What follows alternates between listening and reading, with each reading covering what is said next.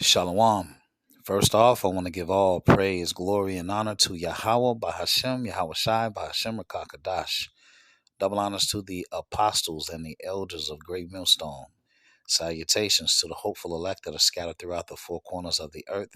And to all my brothers out here preaching this truth to you, I say, Shalom. This is a Matazar from the Chicago camp coming back at you again with another lesson entitled Ron DeSantis Speaks Wickedly Concerning Oppression. So this lesson today really is going into the Republican governor Ron DeSantis and the curriculum that he just signed off on in Florida. Um, they're talking about how slavery benefited.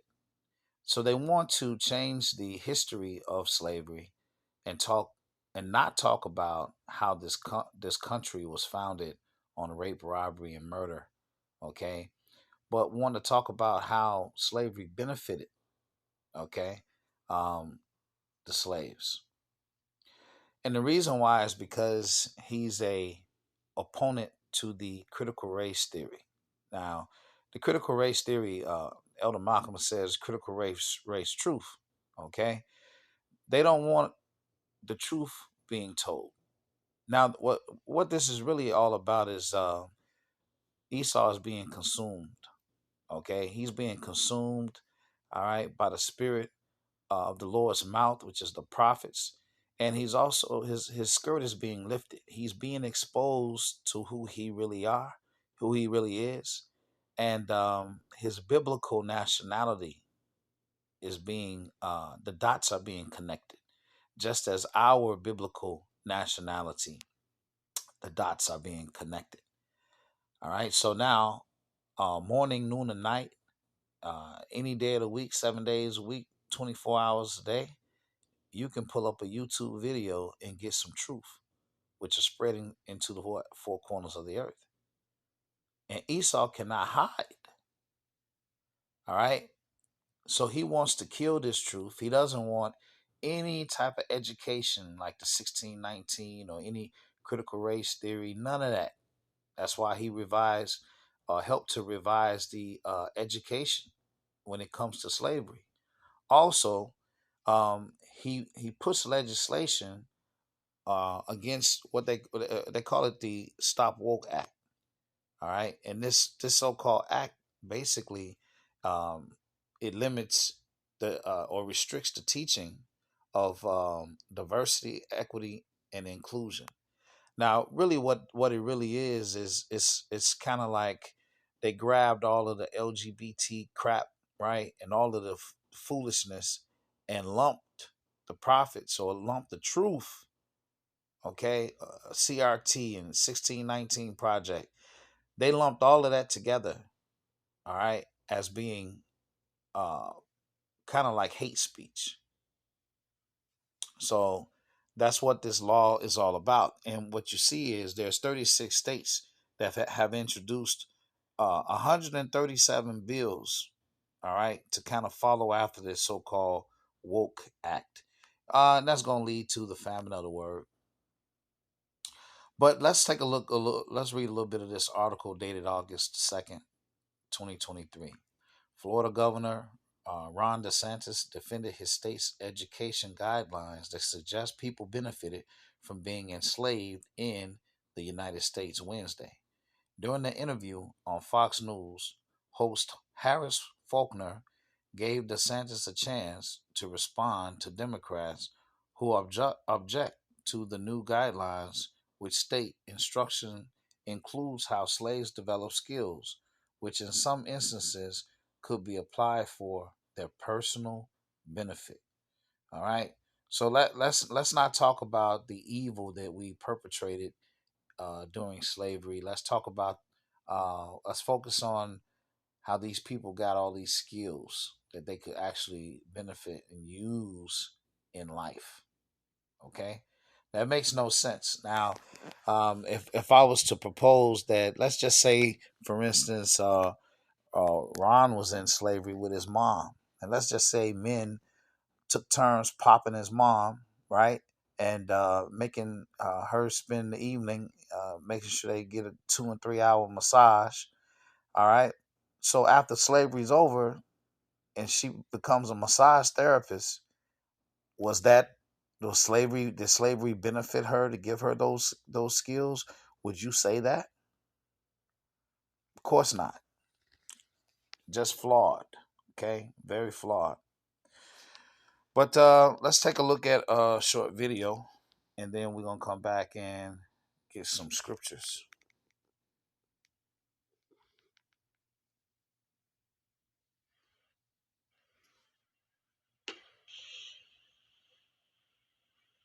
And now let's move from drilling a hole in the planet to, metaphorically, drilling a hole in one's brain, because that's what education in the US state of Florida is beginning to sound like. It's the home state of the two top Republican presidential candidates, former US President Donald Trump, who moved there a few years ago, and Ron Desantis, who's also the governor of Florida. Now, Desantis is on the war path against common sense, it seems. I say this because of the state's new school curriculum and how the history of slavery will be taught in the US now. In Florida, teachers will have to teach students about the supposed benefits of slavery. Yes, benefits of slavery and how it helped slaves. We're not making this up. Here's a report. It is so good to see you. Florida Governor and U.S. Republican Party presidential candidate Ron DeSantis had once said, Florida is where woke goes to die. But it seems like common sense is also meeting the same fate. Here's what I know. And not just common sense, educational honesty and your conscience as well. Here's why. What do you usually think about when someone mentions slavery in the US?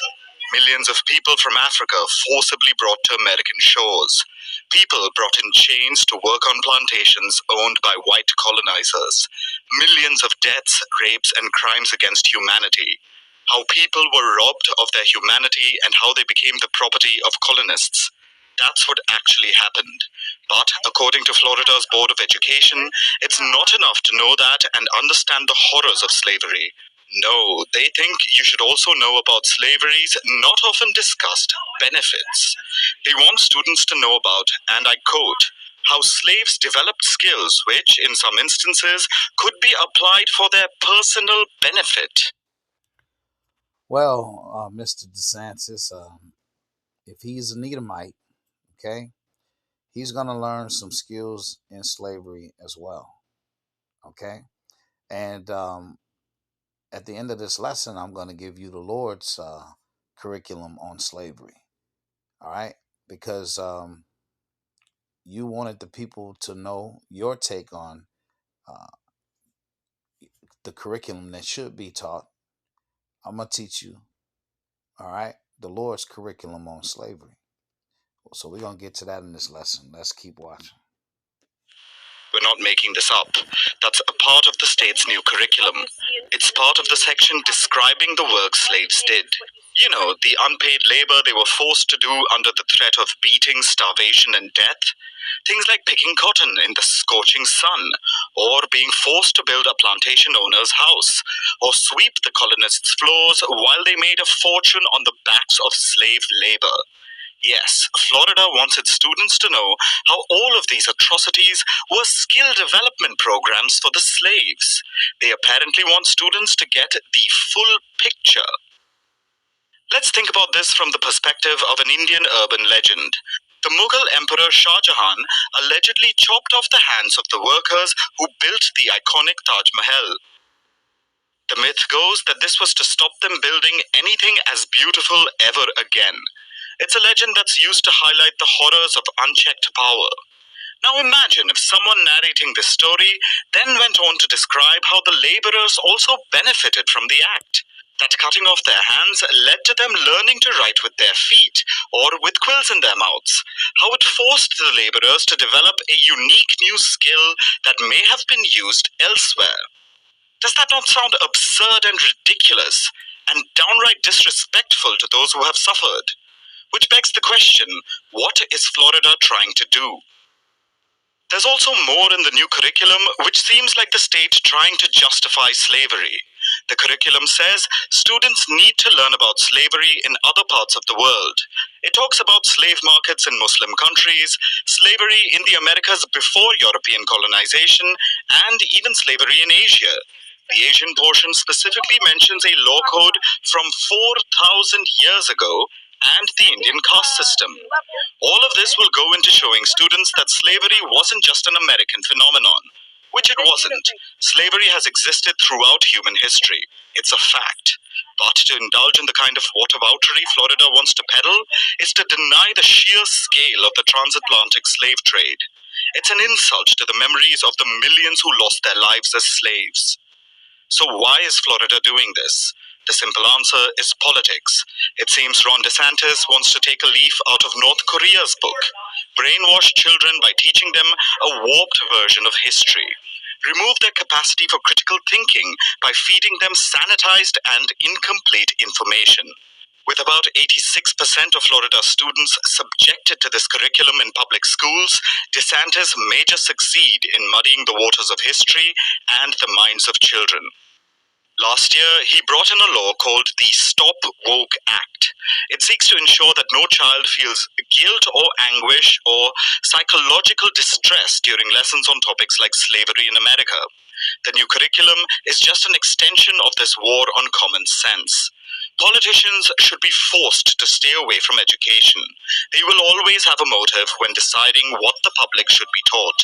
So politicians should leave it to the professors, because subjects like slavery need nuance that forces us to confront the mistakes and horrors of our past while moving towards a brighter future.